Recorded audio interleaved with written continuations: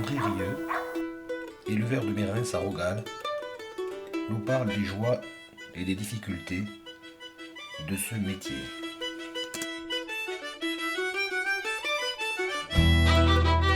Je partais à la, disons, à la troisième génération d'éleveurs. Mais autrefois, on ne faisait pas d'élevage avec un nombre comme ça. Il y avait des chevaux pour travailler le bas, l'estive, et ainsi va. Puis est venue la génération de mon père. Dans les années 55-60, il a passé 10 ans, il débardait du bois avec ça. Il faisait du bois, il débardait du bois avec les chevaux. Et puis j'ai été toujours attiré par ces bêtes, j'y suis né, disons. Et j'ai toujours eu des... Après est venu, il y a eu des terrains qui s'est... attendez, après... Il y a eu terrain qui s'est libéré, et ainsi comme ça, puis je me suis mis, ça fait depuis les années 72, donc ça fait déjà, c'est pas hier, je me suis lancé en élevage.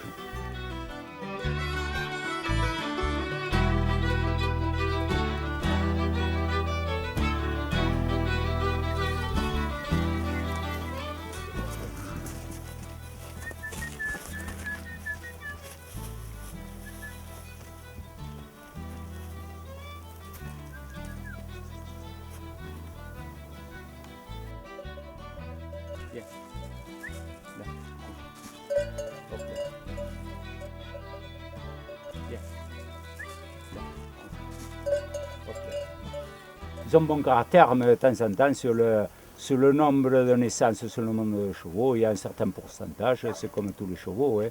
Ils ne sont pas 100%, tous les mérins ne sont pas 100%, comme je vous disais tout à l'heure, à 100% bon caractère. Il est faux, c'est faux.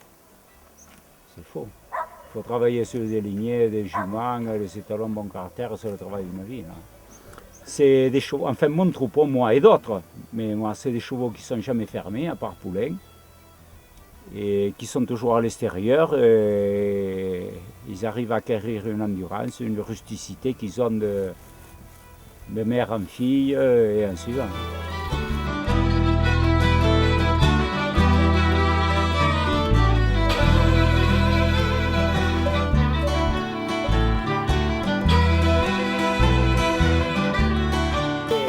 Uranium du Pouetch, un cheval qui est passé étalon en 2011 et qui a fait le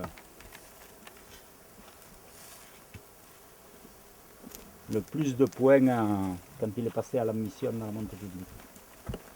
Mais il est vraiment tout dans la race. C'est un étalon qui fait 1,52 m actuellement. C'est des mérins qu'on a agrandis, mais sans apport de sang en direct. C'est à force de travail et de patience et de saillies. Des têtes comme ça de mérins, je veux les voir, là. Une pauvre tête, le machin et tout. Petites oreilles, ouais, c'est exceptionnel. J'ai eu de la chance. C'est pas tous les jours que peut-être j'en sortirai plus. Hein. Ça, vous n'en sortez pas tous les jours. Hein. C'est plus gentil aussi.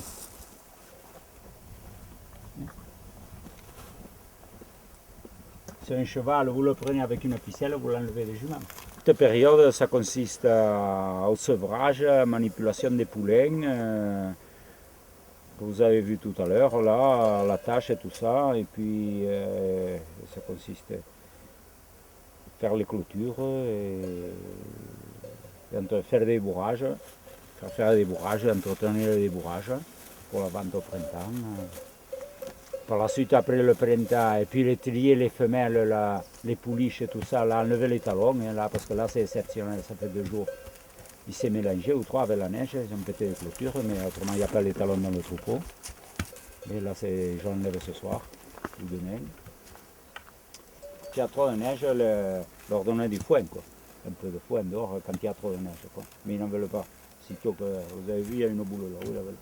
Après, ensuite, le printemps arrive le mois d'avril. On fait saillir, je commence par mettre les pouliches de 3 ans que je vais faire saillir avec les talons dans un parc à part. Et puis il y a les poulinages, les saillies juvents, vermifugage et tout ça, quoi. Là. Après, ensuite vient l'époque de la transhumance. Et alors on fait par l'eau, je fais sur 2 ou 3 estives.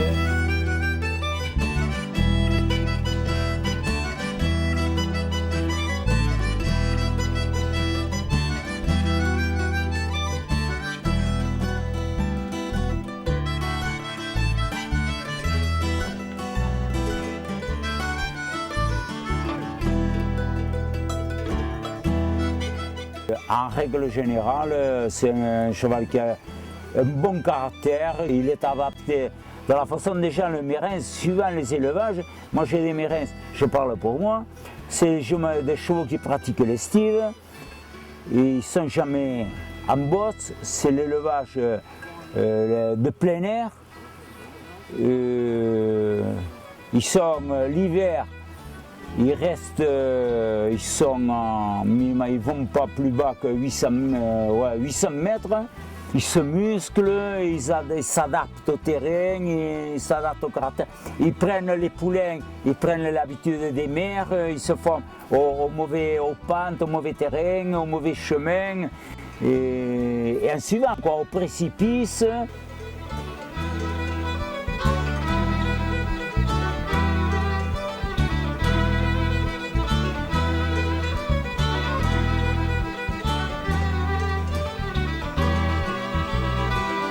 C'est mes meilleurs amis, les animaux. Il n'y a pas de solitude avec les animaux. Enfin, je ne vis pas retranché non plus au fond du comment ça s'appelle là,